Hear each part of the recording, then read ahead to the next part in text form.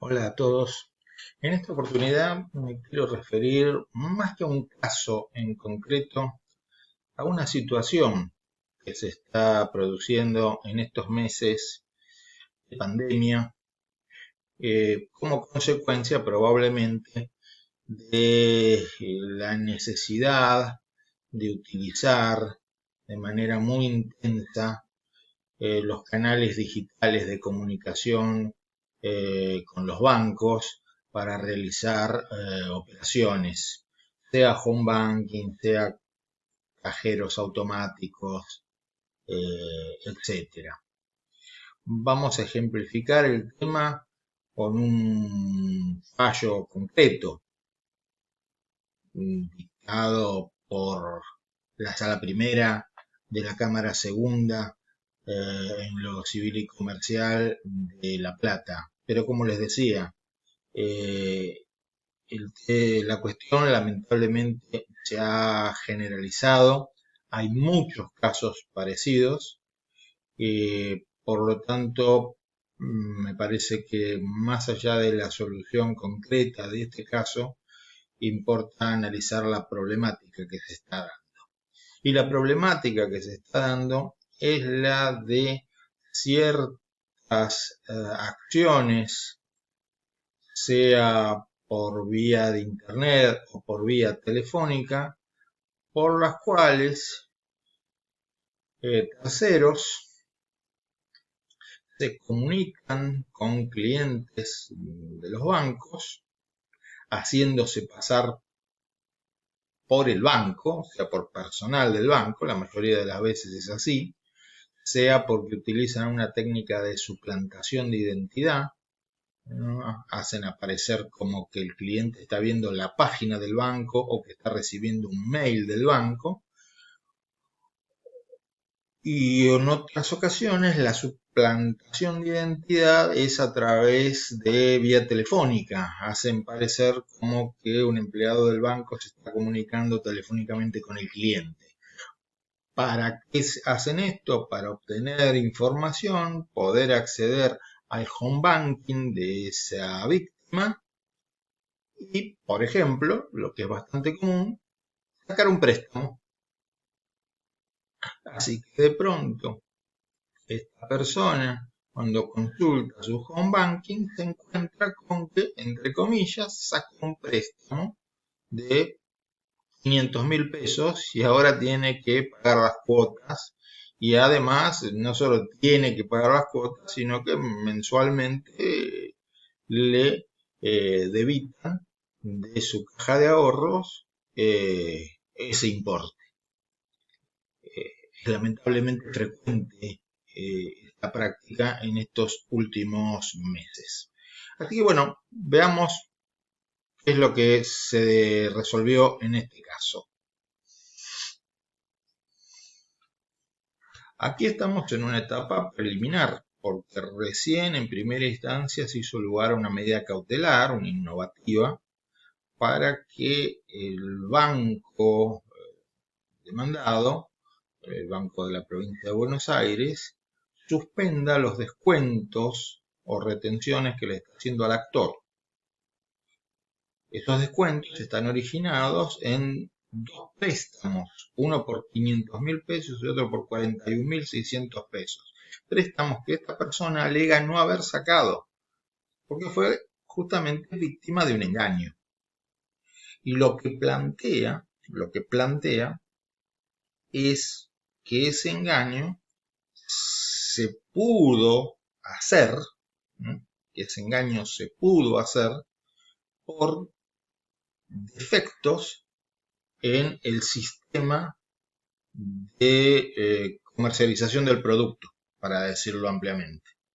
Es decir, defectos o en la página de internet, o en el sistema de home banking, o en el sistema de atención telefónica, o en todo eso junto, vulnerabilidades, vicios, se le podría decir, de la prestación de ese servicio de comercialización del producto que hacen que un tercero pueda aprovecharse y hacerse pasar por el cliente y sacar esos préstamos.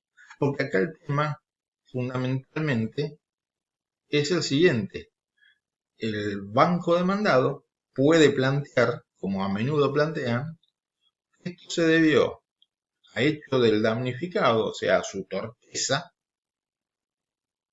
y o a que se debió a un hecho de un tercero ajeno, o sea, alguien que no tiene nada que ver con el banco, y eximirse de responsabilidad o pretender eximirse de responsabilidad. En cambio, si lo que planteamos es que esto es por una vulnerabilidad, por un vicio, por un defecto del sistema de comercialización del producto o del servicio, como ustedes quieran, eh, estaríamos ante un riesgo propio de la actividad, en este caso, del banquero. Acá estamos, como les digo, en una etapa muy preliminar, cautelar, que se hace lugar a la cautelar y el banco apela por entender justamente que no corresponde. Vamos a ver qué resolvió la sala. Y la sala justamente se basa en la documental presentada por el actor para confirmar la cautelar. Dentro de esa documental tenemos copia de la denuncia penal, resumen de los movimientos de la cuenta personal del actor, copia de las constancias emitidas por cajero automático, dando cuenta de las tarjetas involucradas en la maniobra denunciadas, etcétera, una serie de documental que hace verosímil que estos préstamos no fueron sacados por el actor, sino por un tercero.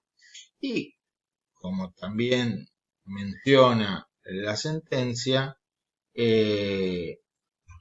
prima facie estamos ante una contratación que involucra una relación de consumo y permite ponderar, como dice la sentencia, una evidente asimetría entre las posibilidades del cliente consumidor y las de la entidad bancaria prestadora del servicio en punto a la conducta que es dable esperar de cada uno de ellos en el desarrollo del vínculo contractual al que ambas partes han hecho expresa referencia. Y tengamos en cuenta algo, tengamos en cuenta que algunas entidades financieras, no digo que sea esta, algunas entidades financieras piden tarjeta de coordenadas o eh, envían un mensaje de texto para los casos en que se tiene que hacer una transferencia de dinero por home banking como medida de seguridad y no piden esa misma medida a la hora de otorgar un préstamo preacordado, lo cual puede considerarse una vulnerabilidad del sistema, o sea, un defecto del sistema en el sentido de que hace más fácil la tarea de suplantación, de identidad y de aparecer un tercero pidiendo un préstamo haciéndose pasar por el cliente. Esto es en cuanto a lo cautelar, lo preventivo. En esta sentencia se va a confirmar la medida cautelar dispuesta en primera instancia. No se menciona, pero podría haberse mencionado tranquilamente, los artículos del Código Civil que se refieren a la función preventiva de la responsabilidad, tratar de evitar el agravamiento de un daño, que le sigan debitando estas cuotas hasta que se resuelva el fondo de la cuestión. Pero el fondo de la cuestión, ¿en qué reside?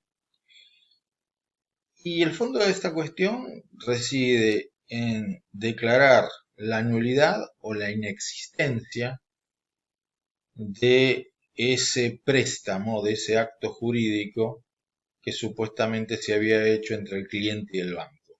Digo la nulidad o la inexistencia porque es todo un tema doctrinal. En mi modesto entender, en un caso como estos, estamos ante una inexistencia de acto jurídico, no un problema de nulidad de acto jurídico, porque acá no se trata de que la voluntad del cliente consumidor esté viciada, sino que no existió voluntad, porque fue otro el que se hizo pasar por él. Así que, en mi opinión, estamos ante un acto de inexistencia.